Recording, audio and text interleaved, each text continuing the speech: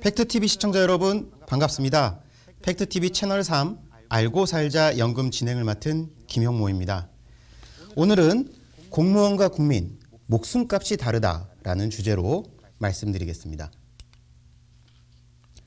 방송에 앞서서 먼저 바로잡을 내용이 있어서 얘기를 드리는데요. 지난 알고 살자 연금 두 번째 방송 중에 공무원 연금 수급자가 재취업할 경우에 얼마가 연금이 깎이는지 말씀을 드렸는데 그때 제가 방송에서 월급 400만 원일 때 19,000원 깎인다 이렇게 말씀을 드렸는데 연봉 4천만 원이었습니다. 예, 제가 좀 착각을 해서 바로 잡는다고 말씀을 드립니다. 많은 공무원분들이 공무원 연금에 대해서 얘기하면서 공무원은 산재보험이 없다. 그래서 우리가 연금을 더 많이 받고 더 보상받아야 된다. 이런 말씀들을 하는 경우가 있는데 사실 공무원은 산재보험의 가입 대상이 아닙니다. 그렇다면 공무원은 산재를 당하거나 업무상 재해를 당하면 보상이 안 될까요? 한번 살펴보도록 하겠습니다.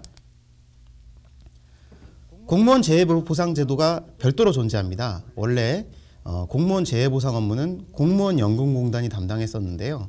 최근 제정된 공무원 재해보상법이라는 것으로 이제 통합이 됐고 예산은 보상에 따른 예산은 정부나 지자체에서 충당을 하고 있습니다. 그리고 공무원 재해보상 업무도 원래처럼 실제 업무는 공무원연금공단이 수행하고 있습니다.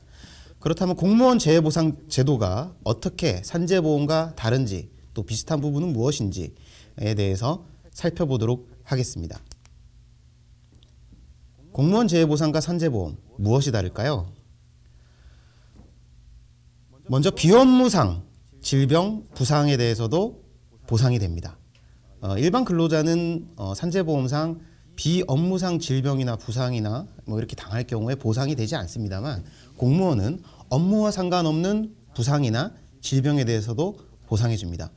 여기 법 59조에 써 있습니다. 비공무상 장해연금 또는 장해일시금 해가지고 공무 외의 사유로 질병, 부상으로 장해 상태가 되거나 퇴직하였을 때 각 호의 장해 등급에 따라 비공무상 장해연금 또는 장해일시금을 지급한다 이렇게 명시가 되어 있습니다.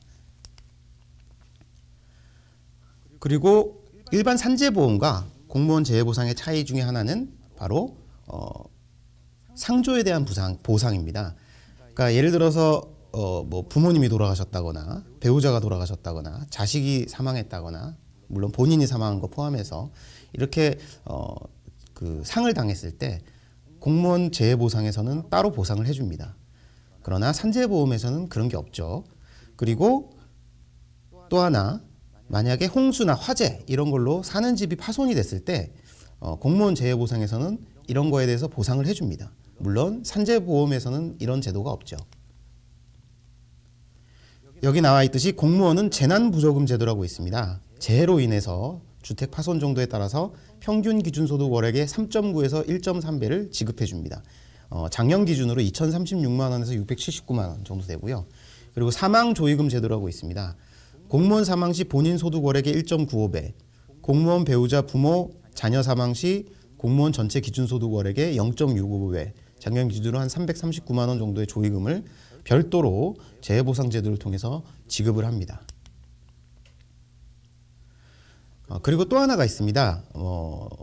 업무상 이렇게 일을 하시다가 돌아가시게 될 경우에 유족들이 연금을 받잖아요. 근데 공무원 같은 경우는 유족이 연금도 받고 일시금도 받습니다. 산업재해상의 유족급여는 그렇지 않습니다. 유족급여를 받는 게 기본인데 만약에 일시금을 받고 싶다 그러면 한 50%까지 됩니다. 그러면 대신에 유족급여가 50%가 삭감이 됩니다. 공무원 같은 경우는 이제 유족연금에도 몇 가지 종류가 있습니다. 일반 순직 유족 보상금, 위험 직무 순직 유족 보상금, 그리고 대간첩 작전 수행 재해 보상금 이런 게 있는데요. 아까 얘기했듯이 유족연금 외에 일시 보상금을 공무원은 지급받을 수 있다고 했는데 일반적인 순직 유족에 대해서는 보상금이 1억 2,528만 원, 위험 직무, 대표적으로 소방관이나 이런 분들 화재 지나가다가 사망할 경우에는 2억 3,490만 원, 그리고 간첩작전 수행 중에 재해를 당할 경우에는 3억 1,320만 원이 보상금으로 지급이 됩니다. 물론 유족연금은 별도고요. 하지만 앞에서도 말씀드렸듯이 산재보험에서는 연금 형태로 받든지 아니면 일시금이 가능하지만 대신에 유족연금이 50%가 삭감이 됩니다. 그리고 산재보험과 공무원 유족보상금의 차이가 있습니다. 산재보험 같은 경우는 모든 금액 산정이 본인 소득에 비례합니다. 그래서 뭐 죽어서도 사망을 하더라도 자신이 뭐 200만 원 받았으면 200만 원에 맡겨주고 500만 원을 받았으면 500만 원에 맡겨줍니다. 반면 공무원의 유족보상금, 일시금으로 나오는 유족보상금 같은 경우는 직급, 소득과 관계없이 앞에서 얘기했듯이 전체 기준소득월액의 몇 배 이런 식으로 공무원의 전체 평균 소득에 따라서 일괄적으로 지급을 하는 제도입니다. 어떻게 보면 공무원은 죽음 앞에서도 되게 내부적으로는 평등하다고 할 수 있겠습니다. 그리고 유족급여, 유족연금은 유족한테 지급이 되죠. 근데 이 유족을 선정하는 기준도 좀 차이가 있습니다. 뭐 1순위가 배우자고 2순위가 뭐 부모고 자녀고 뭐 이럴 텐데 만약에 유족의 부모가 있을 경우에 공무원 같은 경우는 그냥 부모면 됩니다. 연령과 상관없이. 근데 산재보험은 사망한 직장인의 부모가 60세가 안 되면 유족으로서 인정을 받지 않습니다. 예. 사실 유족연금이나 유족급여나 유족이 몇 명이냐에 따라서 금액의 차이가 있습니다. 그러니까 유족이 많으면 많을수록 금액도 달라지는데요. 이 산재보험 같은 경우는 60세 미만에 대해서는 유족에서 제외되기 때문에 그만큼 죽어서도 좀 차별을 받는다고 할 수 있습니다. 그리고 또 하나, 공무원 재해보상과 산재보험에서의 유족연금 상한액 차이가 있습니다. 산재보험 같은 경우에는 최대 재직기간 급여의 67%를 지급합니다. 근데 이 67%라고 하더라도 참고로 기본은 47%인데 유족이 한 명씩 추가될 때마다 5%가 늘어서 최대 20%까지 가산이 됩니다. 그래서 67%인데 최고 보상 기준액에 상한액이 있습니다. 예를 들어서 이제 산재보험 같은 경우는 1급여 한도액이 올해 기준으로 21만 4천 원입니다. 그러니까 67%라는 것은 21만 4천 원에 67%. 그러니까 최대 14만 원까지 인정을 받습니다. 그러니까 뭐 소득이 1,000만 원이든 2,000만 원이든 14만 원이 최대 유족급여라고 할 수 있습니다. 반면에 공무원 유족연금은 아까 얘기했듯이 일시보상금이 있고 급여 비율은 약간 낮은 편입니다. 그래서 58에서 63%, 일반 유족은 58%고 위험직무 순직은 이제 63%까지 되는데요. 상한액이 없습니다. 아까 얘기했듯이 유족보상금은 일괄적으로 평균 기준소득월의 몇 배 이런 식으로 지급되지만 유족연금은 이제 기존 소득에 따라서 지급되는데 58에서 63%까지 최대 보장되는데 기존 소득의 단순 비례입니다. 그러니까 급여가 매우 높은 공무원은 그만큼 더 많이 받도록 설계되어 있습니다.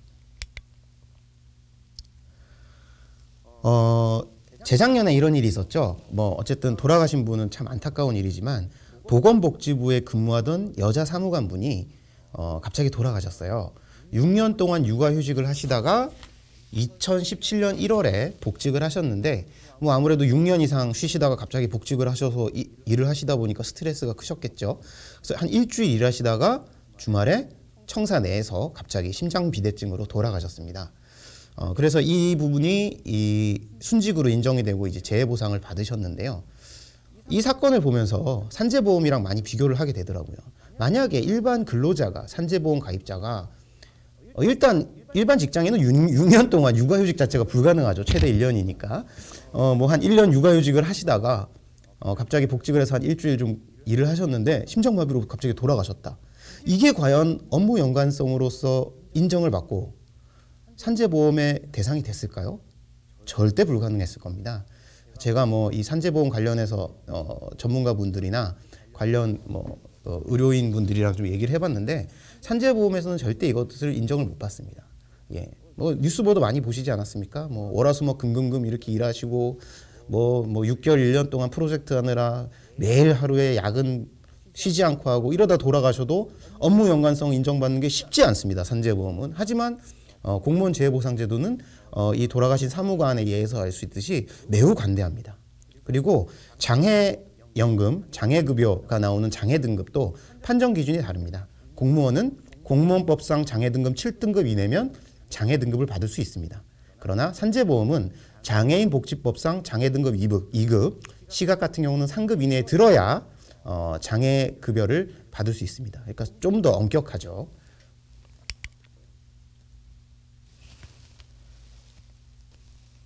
이 그림을 한번 보여드리겠습니다. 왼쪽의 소방관은 공항에서 일하시는 공항 소방대 분들입니다.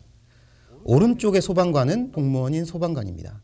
왼쪽은 공기업이긴 하지만 외주도 많이 줍니다. 민간 직장인이고 오른쪽은 공무원입니다. 둘 다 화재로부터 국민의 생명과 재산을 보호하는 중차대한 일을 하고 계십니다.